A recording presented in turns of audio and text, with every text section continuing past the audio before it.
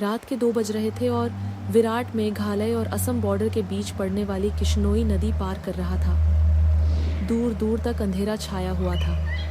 एक गहरे सन्नाटे ने किश्नोई नदी को घेर के रखा हुआ था।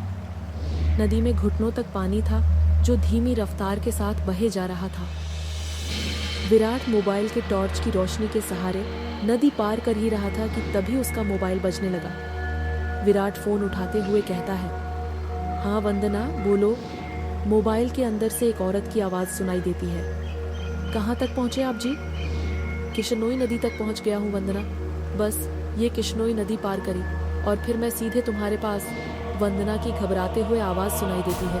आपको इतनी रात में वापस नहीं आना चाहिए था, ग्रेवयार्ड कोठी में ही रुक जाना चाहिए था। आपको पता है ना, नदी के पास वो घूमती है। वंदना, तुम भी ना कहा माँ की बातों में आ गई। लगता है माँ ने तुम्हें भी यक्षिणी की कहानी।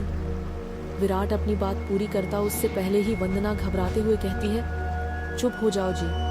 हे काली माँ, मेरे पति की रक्षा करना और अनजाने में इनसे जो अनर्थ हुआ उसके लिए माफ़ कर देना। अब ये कभी उसका नाम नहीं लेंगे। विराट हंसते हुए कहता है, क्या वंदना तुम भी ना, ये यक्षिणी वक्षिणी कुछ नहीं होती समझी तुम। ये सब बस मनगढ़ंत बातें हैं जो गांव वालों ने बनाई है और कुछ नहीं। विराट ने अपनी पत्नी वंदना को प्यार से डांटते हुए फोन रख दिया। अभी विराट ने 1-2 कदम ही आगे बढ़ाए थे कि तभी उसको पायल बजने की आवाज़ सुनाई देती है। विराट को लगता है कि उसके पीछे से कोई लड़की भागते हुए निकली हो। पायल की आवाज़ सुनकर विराट जहाँ पर था वहीं पर रुक जाता है और पीछे मुड़कर देखने लगा। तभी उसे नदी के किनारे पर एक काला साया दिखाई दिया। काले साये के पास से पायल बजने की आवाज़ और चमेली के फूल की खुशबू आ रही थी। विराट के हाथ पैर कांपने लग गए।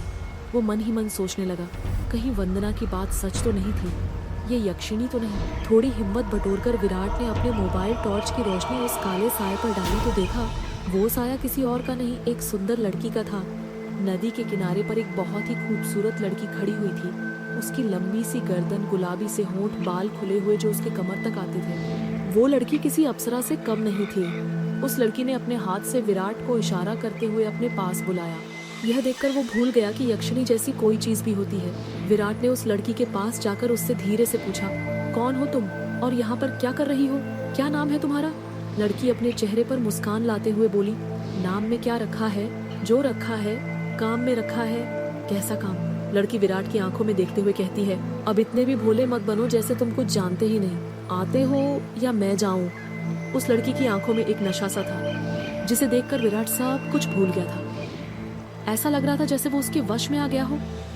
विराट ने उस लड़की को अपने सीने से लगा लिया और अगले ही पल दोनों किश्नोई नदी के किनारे लेटे हुए थे। विराट की नजर उस लड़की पर पड़ी तो उसने देखा कि उस लड़की के वक्ष पर धीरे धीरे झुर्रियां आने लग गईं। उसके हाथ पैरों की नसें बाहर निकलने लग गईं। उसके बाल काले से सफेद होने लग गए। देखते ही देखते वह लड़की अचानक से बूढ़ी औरत में तब्दील हो जाती है। ये सब देखकर विराट की आंखें फटी की फटी रह गई थी। विराट कांपते हुए बोला, कौन हो तुम? उस लड़की ने धीरे से जवाब दिया, मैं यक्षिणी, तेरी मौत। यह सुनकर विराट के रोंगटे खड़े हो गए और वो झट से उससे दूर हटने लगा। पर उसी वक्त यक्षिणी उसे अपने दोनों हाथों से पकड़ लेती है और कहती है, अरे अरे, अभी से कहाँ चल दिए? अभी तो इस रात की शुरुआत हुई है और अब तो तुम्हें सारी जिंदगी मेरे साथ बितानी है। क्या हुआ? थक गए या डर गए मेरा असली रूप देखकर? विराट उसका खौफनाक चेहरा देखकर इतना डर गया था कि कुछ नहीं बोल पा रहा था। उसको यक्षिणी की आंखों में खुद की मौत नजर आ रही थी। अचानक यक्षिणी ने अपना हाथ विराट के सीने पर रख दिया। यक्षिणी के लंबे लंबे काले नाखून थे जो चाकू की तरह पहने थे। उसने अपने नाखून विराट के सीने के अंदर घुसा दिए। विराट ने दम तोड़ दिया और यक्षिणी विराट का दिल लेकर गायब हो गई। टाइपराइटर के बटन दबने की आवाज सुनाई दे रही थी। एक आदमी बंद कमरे में सफेद टाइपराइटर के ऊपर कहानी टाइप कर रहा था। उस लेखक ने खुद से कहा, चलो ये भाग तो पूरा हुआ, अब दूसरे भाग में वंदना अपने पति की मौत का बदला लेगी, साथ में यक्षिणी के अभिशाप का पता लगाएगी और उसे इस श्राप से मुक्ति दिलाएगी। रीडर्स को बहुत दुख होगा विराट की मौत से, पर क्या करे, मौतें होंगी तभी तो हॉरर कहानी आगे बढ़ेगी। इतना कहकर लेखक एक सिगरेट जलाता है और उसके कश खींचते हुए अपने मोबाइल से किसी को फोन करने लग जाता है। फोन के अंदर से उबासी लेते हुए आवाज सुनाई दी, हेलो कौन? हेलो जगदीश, वो मैं बोल रहा था कि कहानी तैयार हो गई है। अच्छा सर, आप हैं? क्या कहा आपने? कहानी तैयार हो गई?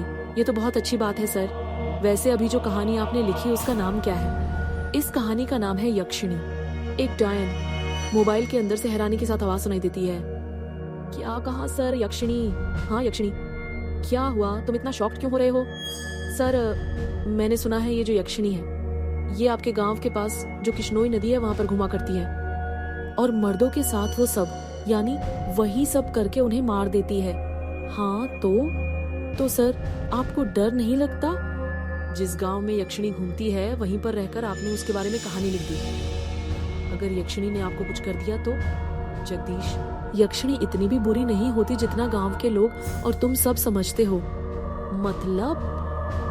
मतलब यह कि यक्षिणियाँ बहुत अच्छी होती है, इतनी अच्छी कि दूसरों की खुशी के लिए अपना सब कुछ कुर्बान करने के लिए तैयार हो जाए।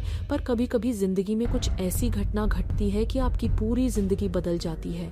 कैसा घटना सर? मैं कुछ समझा नहीं। पौराणिक मान्यताओं के अनुसार हमारे ब्रह्मांड में अनेक लोक है जिसमें देवी देवताओं, सुर असुर, राक्षसों का वास होता है।